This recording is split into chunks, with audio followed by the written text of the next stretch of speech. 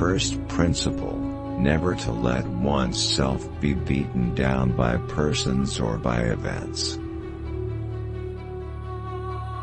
Life is not easy for any of us. But what of that? We must have perseverance and above all confidence in ourselves.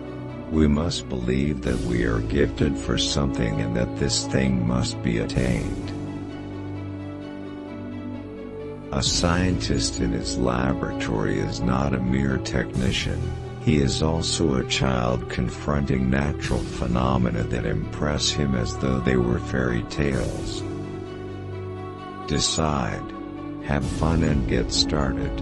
The world is waiting for you to reveal your gift. You must never be fearful of what you are doing when it is right. We must believe that we are gifted for something, and that this thing, at whatever cost, must be attained. It is important to make a dream of life and of a dream a reality. Each of us must work for its own improvement, and at the same time share a general responsibility for all humanity, our particular duty being to aid those to whom we think we can be most useful. It is my earnest desire that some of you should carry on this scientific work and keep for your ambition the determination to make a permanent contribution to science. Nothing in life is to be feared, it is only to be understood. Now is the time to understand more, so that we may fear less. Life is not easy for any of us. But what of that? We must have perseverance and above all confidence in ourselves. We must believe that we are gifted for something and that this thing must be attained. Be less curious about people and more curious about ideas. I was taught that the way of progress was neither swift nor easy. One never notices what has been done. One can only see what remains to be done. After all, science is essentially international, and it is only through a lack of historical sense that national qualities have been attributed to it. I have no dress except the one I wear every day. If you are going to be kind enough to give me one, please let it be practical and dark so that I can put it on afterward to go to the laboratory.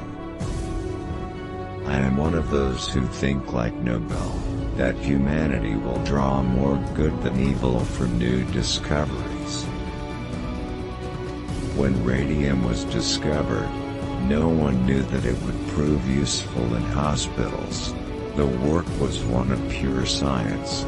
And this is proof that scientific work must not be considered from the point of view of its direct usefulness of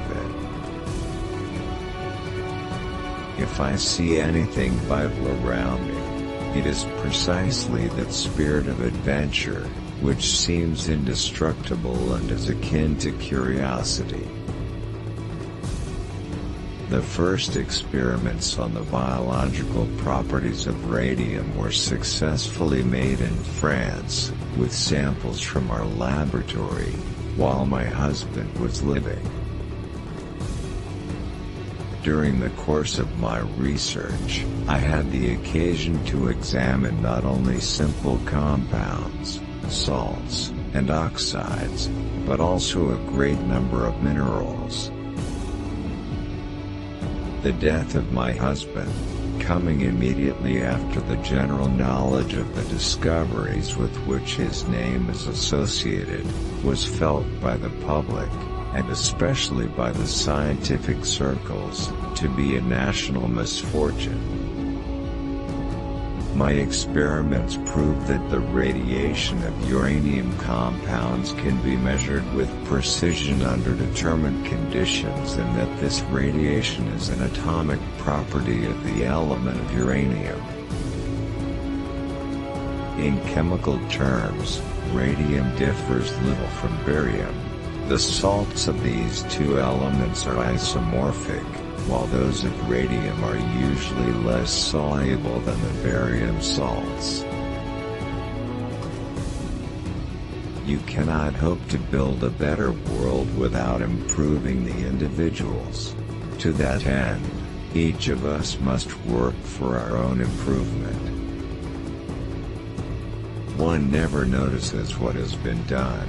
One can only see what remains to be done.